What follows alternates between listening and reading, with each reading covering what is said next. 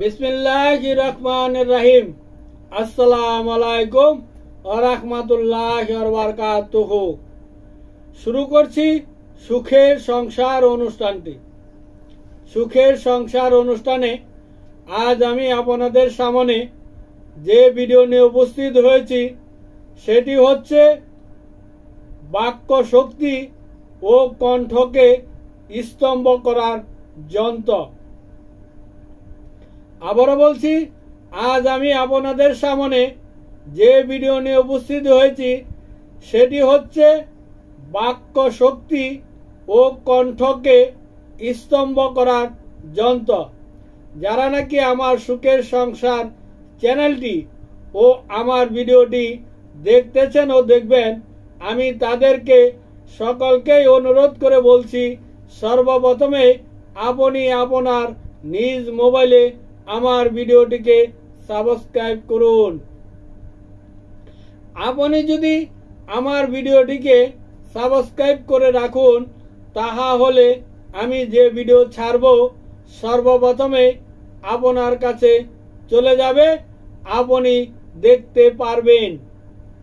যেটা আপনার দরকার সেটা আপনি দেখলেন, আর যেটা দরকার না সেটা স্কিপ করে চলে গেলেন। ছোট্ট একটু ভিডিও মস্ত বড় উপকার হতে পারে আপনার বন্ধু বান্ধব, আত্মীয় স্বজন ও পাড়া প্রতিবেশীর। স্ক্রিনে আমার মোবাইল নাম্বারটি দেওয়া আছে 01727275341। ঠিকানাটা আমার বলছি, দেশিপাড়া টেলাসের পাশে, মধ্যপাড়া, জয়দেবপুর, গাজীপুর।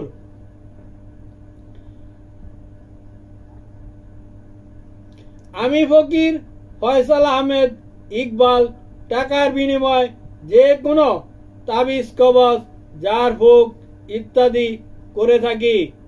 আপনারা আমার কাছ থেকে টাকার বিনিময়ে যে কোনো তাবিজ, কবজ, জার ফুক ইত্যাদি করিয়ে নিতে পারিবেন। এবার নকশাটি দেখুন, তারপরে নিয়ম দেওয়া আছে, মৌখিকভাবে আমি বলেও দেব। এই সেই নকশা, ভালো করে দেখুন। বাক্য শক্তি ও কণ্ঠকে স্তম্ভ করার যন্ত্র বা নকশা, ভালো করে দেখুন। নকশাটি যেহেতু দেখা হয়ে গেল, এবার আমি নিয়মটি বলবো, নিয়মটি ভালো করে শুনে নেন। উপরোক্ত যন্ত্রটি ভূজপত্রে খড়ি দ্বারা লিখে নিতে হবে। তারপর যন্ত্রটিকে চন্দন, পুষ্প, ধূপ, দীপ, নৈবেদ্য দ্বারা পূজা করে দুটি পাথরের মাঝে রেখে দিতে হবে। নিচে একটি মন্ত্র আছে, এই মন্ত্রটিকে আপনি জপ করবেন 1008 বার। নকশার নিচে একটি মন্ত্র আছে, এই মন্ত্রটি আপনি জপ করবেন 1008 বার। তারপর নিম্ন মন্ত্রটি আপনি যে বলছি ওটা জপ করবেন। অক্ষরগুলোর স্তরে যে ব্যক্তির বাক্য শক্তি বা কণ্ঠ বন্ধ বা স্তম্ভ করতে চান, সেই অক্ষরগুলোর মধ্যে যে দাগ দেওয়া আছে, বিয়োগ চিহ্ন বা মাইনাস চিহ্ন, সেইখানে সাধ্য ব্যক্তির নাম লিখতে হবে। যারা নাকি নামাজ পড়েন না, 5 ওয়াক্ত নামাজ পড়বেন।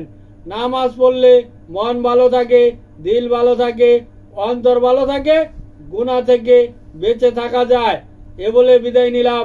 আসসালামু আলাইকুম ওয়া রাহমাতুল্লাহি ওয়া বারাকাতুহু।